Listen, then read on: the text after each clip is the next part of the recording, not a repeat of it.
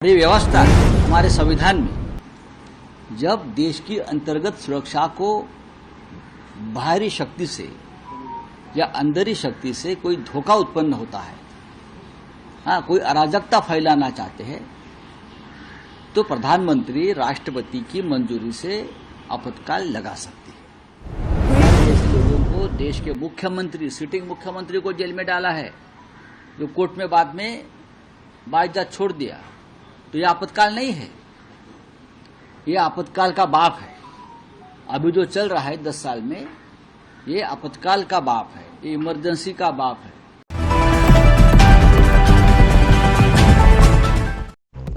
शिवसेना सांसद संजय राउत का कहना है, संविधान का पूरा सम्मान करते हुए इंदिरा गांधी ने उस समय आपातकाल लगाया था। लोकतंत्र में आपातकाल को संवैधानिक मान्यता प्राप्त है, इसलिए आप इसे संविधान हत्या दिवस नहीं मान सकते। इंदिरा गांधी जोड़ तोड़ करके पैसा का इस्तेमाल करके चुनाव जीत सकती थी, लेकिन इंदिरा गांधी ने ऐसा नहीं किया। इंदिरा जी लोकतंत्र की चौकीदार थी। पिछले 11 सालों से देश में अघोषित आपातकाल है।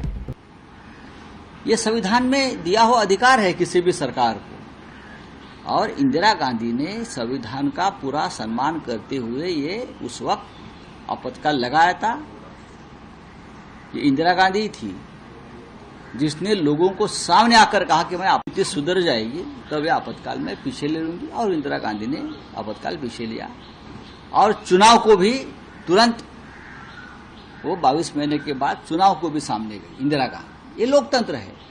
किसी भी लोकतंत्र में आपातकाल को एक संवैधानिक मान्यता है, तो आप उसे संवैधानिक हत्या दिन या लोकशाही विरोधी दिन नहीं मान सकते, नहीं मान सकते आप। चुनाव इंदिरा गांधी ने हेरा फेरी करके चुनाव जीत सकती थी उस वक्त भी, जो आज हो रहा है, लेकिन आपातकाल के बाद इंदिरा गांधी चुनाव का ऐलान किया। इंदिरा गांधी चुनाव हार गई, खुद इंदिरा गांधी चुनाव हार गई, उनकी पार्टी हार गई, इंदिरा गांधी ने वो स्वीकार कर लिया। आज ऐसा हो रहा है क्या? इंदिरा गांधी उस वक्त भी हेरा फेरी करके, दहशत और भय निर्माण करके, पैसों की बल से चुनाव जीत सकती थी, लेकिन इंदिरा जी ने वो नहीं किया, क्योंकि वो इंदिरा जी लोकतंत्र की रखवालदार थी, चौकीदार थी असली। आज क्या हो रहा है? आज की स्थिति से तुलना करो 2014 के बाद इस देश में 11 साल हो गए, अघोषित आपातकाल है, अघोषित आपातकाल है। हाँ, उस वक्त आप बोलते हैं कि तुर्कमान गेट में संजय गांधी ने बुलडोजर चलाया।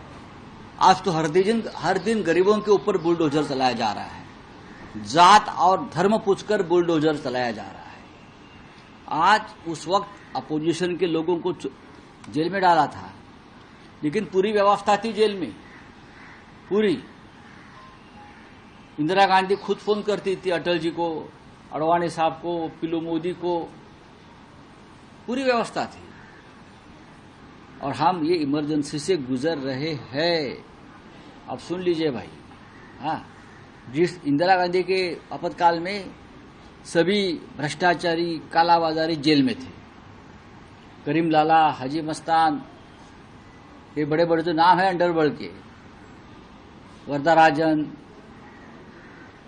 और ये भाई वो भाई, सभी जेल में थे, मिसा में। आज ऐसे सभी लोग भारतीय जनता पार्टी में हैं। आज ऐसे सभी, अगर आज करीम लाला, हाजी मस्तान जीवित होते तो बीजेपी के मंत्री होते या उनके पार्टी में बड़े अहदे पर रहते। यह फर्क है आपातकाल में। इंदिरा गांधी ने संविधान का हथियार जो है उसका इस्तेमाल किया और आपातकाल लगाया, संविधान की दायरे में आपातकाल लगाया है, जो संविधान में हमको अधिकार मिला है किसी भी सरकार को। लेकिन मोदी जी और उनकी सरकार ने अनडिक्लेयर्ड इमरजेंसी में सबको कुचल दिया है। इसलिए मैं कहता हूं 10 साल में जो चल रहा है वो आपातकाल का बाप है। नोटबंदी क्या है? कितने लोग मारे गए? कौन पूछेगा आपको? आप मुझे बताइए।